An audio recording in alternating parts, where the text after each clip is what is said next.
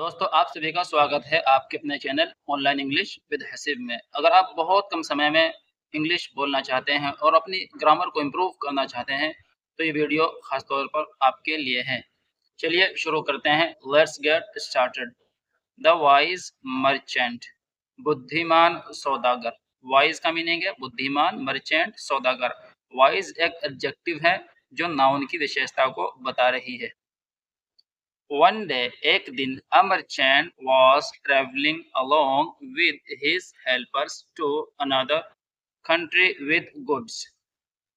One day, एक दिन, a merchant, एक सौदागर, was traveling, सफर कर रहा था, along with his helpers, अपने सहायकों, हेल्परों के साथ, टू अनदर कंट्री, दूसरे देश की तरफ, यानी दूसरे देश में, दूसरे मुल्क में, विद गुड्स, सामान लेकर, यानी सामान के साथ।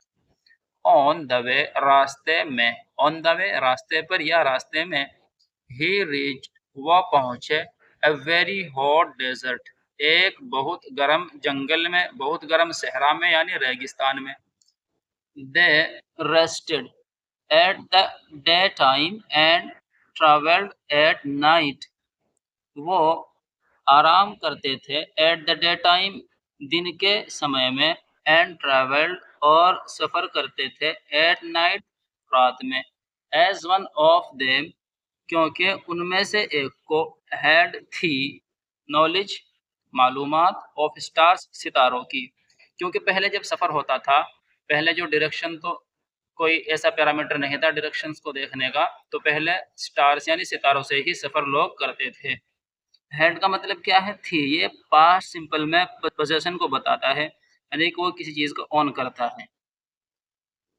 आफ्टर सम नाइट्स, कुछ रातों के बाद, ऑफ ट्रैवलिंग, सफ़र करने की, दे फाउंड, उन्होंने पाया, दैट, कि, there was no water left with them, there was no water, कोई पानी नहीं था, लेफ्ट, बचा हुआ, विद देम, उनके पास, यानी कि उनके पास कोई पानी बचा हुआ नहीं था, पानी खत्म हो चुका था। एवरीवन वाज टायर्ड, हर कोई, वाज था, टायर्ड, थका हुआ। वाज के बाद यह टायर्ड एडजेक्टिव है। हर कोई था, थका हुआ। And had no energy left, और थी नहीं एनर्जी लेफ्ट, बची हुई, यानी कोई एनर्जी भी नहीं बची थी। तो कंटिन्यू, जारी रखने के लिए, कंटिन्यू रखने के लिए, ट्रैवलिंग, सफ़र करने को, विदाउट वाटर, पानी के बिना।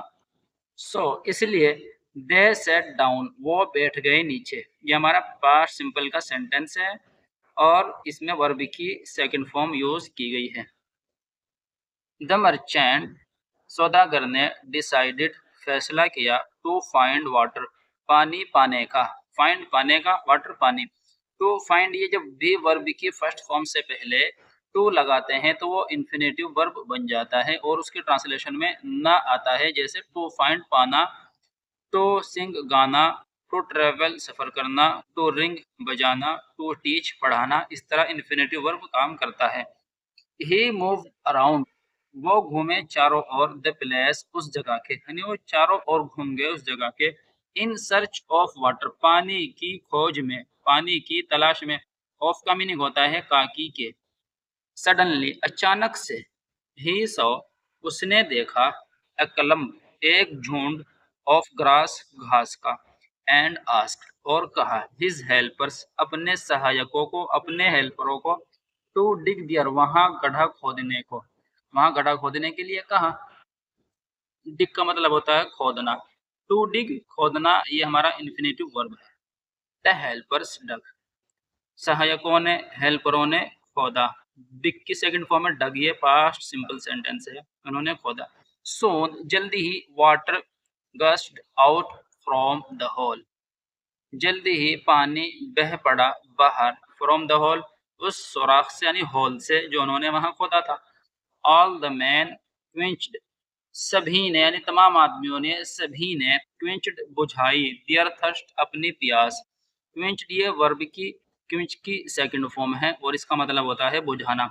दियर, अपनी, थर्स्ट, प्यास, एंड फिल्ड, और भर लिए, ऑल द पिचर्स, सभी घड़े, और सभी घड़े भर लिए, आफ्टर द सनसेट, दिन छिपने के बाद यानी सूरज के छिपने के बाद, सनसेट सूरज का छिपना, आफ्टर बाद में, सूरज छिपने के बाद, दे स्टार्टेड उन्होंने शुरू कर दिया, देयर जर्नी अपने सफर को यानी अपनी जर्नी को, एंड और रीच्ड पहुंच गए द टाउन उस सिटी में, इन द मॉर्निंग सुबह में।